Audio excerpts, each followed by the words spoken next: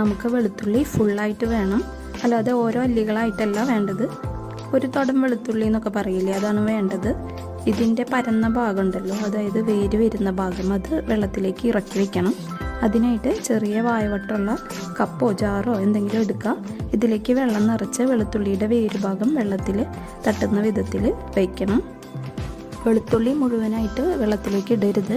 അങ്ങനെ ചെയ്തിട്ടുണ്ടെങ്കിൽ വെളുത്തുള്ളി ചീഞ്ഞു പോവും.